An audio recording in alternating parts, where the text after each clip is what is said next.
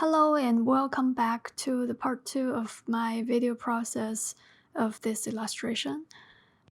So over here in this video, I'm gonna go through how I finish up the line work together with deciding things for the composition and as well as the background or partially of the background.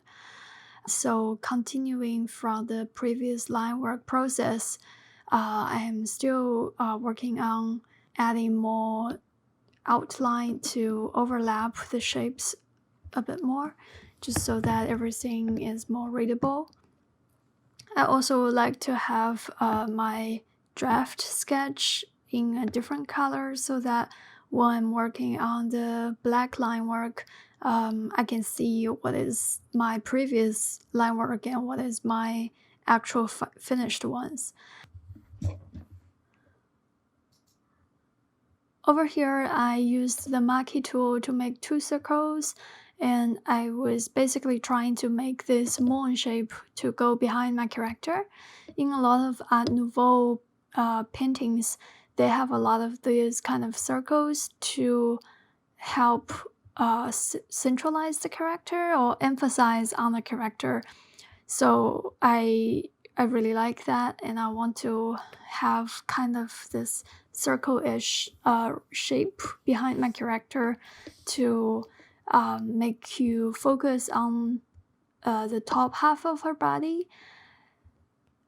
But the idea of it being a moon was because a lot of Turkish Islamic patterns or uses moon shape as a symbol. So I think it's really cool to have that. And over here you can see that I made a mistake to erase the moon lines, and I realized that that was silly because if I erase those lines of the moon, then I cannot fill the layer with color very easily. The better solution was just to make the moon shape and then just have it in a layer behind the character and just uses the character's layer to cover up the moon instead of erasing the moon because, it's Photoshop, I have layers.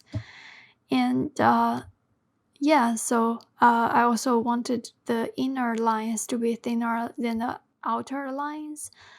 And originally in the background, I sketched out all these circles, and then I realized that if I just use these circles, the circles doesn't look right because they have too much gap between each other. And then I used this half circle, but then all the half circle are cut by the moon in a different spots. So all the shapes are not repetitive. They're super different. And that doesn't look very good to me. I just wanted the shapes to be repetitive even though they are on a moon. I wanted to leave the moon alone for a little bit and just started working on the background framing. This is also very inspired by the Art Nouveau paintings, that they have this kind of framing to frame the character, as well as having more of a decorative elements in the background. So personally, I'm a huge fan of that, so I wanted to add that. Even though the framing is more of a Art Nouveau inspired thing, I still wanted the frame to look like it's inspired by Turkish patterns. So again, I'm using all these Islamic shapes and just trying to make sure that everything looks consistent. I also want to make sure that the outline is always thicker than the inner lines. And so over here you can see that I was trying to adjust that. After finishing the frame, I started to zoom out, and then I started to review the composition a little bit. And over here I started to realize that the circle of the moon and the dress, the skirt, is conflicting a lot because they're too similar, and it's basically two circles competing for your attention, and I didn't like that, so I resketched the skirt in red pen.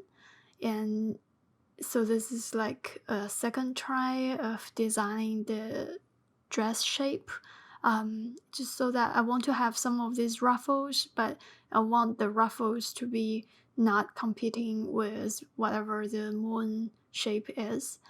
And I think even with this second try, this shape is working a little better than the previous one, but this is still dividing the picture into the top circle and the bottom circle, because the way both of the skirt is wrapping around her leg, it's creating too much attention into her boots, and I didn't want that.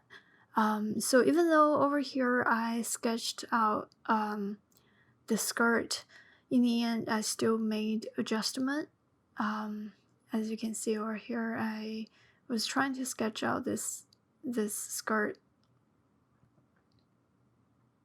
I actually played around with the skirt for quite a while, and the final one was actually not recorded, but you can see this is how I made the mistake and redoing it and then redesigning the whole thing. I thought it's just maybe nice to see that everyone doesn't come to the final decision right away. Like, there's quite a bit of journey to the end result.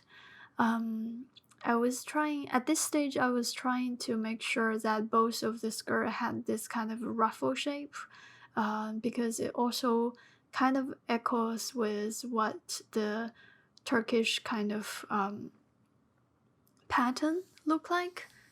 It has this repeating kind of half circle on it, and then it comes to this kind of tapered shape. And just trying to refine the ruffles, like the folds. I wanted all the lines to be, even though the lines should be describing the folds, but they should also be treated as a design element. So they are always there to lead your eye. Then I start to work on some of these flying belts.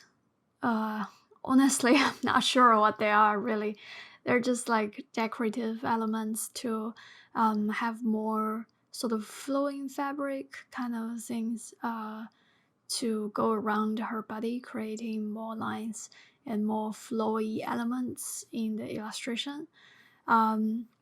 So when I'm working on these belts, even though they are the same, but I want to make sure that every single shape is slightly different. Like, I don't like, as human, it's very easy for us to continue drawing the same shape again and again.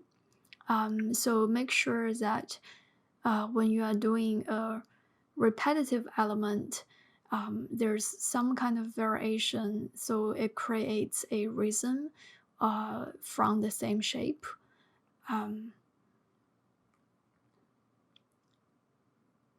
And yeah, even small minor details takes me quite a few tries to get it right. I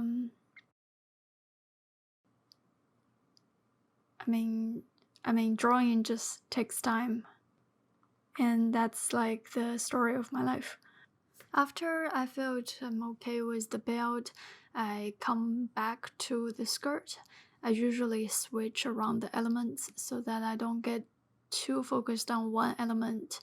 I'm trying to connect the top half of the skirt, but also guiding the eyes back to the top of her body through the skirt, and I felt neither of those shapes worked. So eventually I came up with a different solution.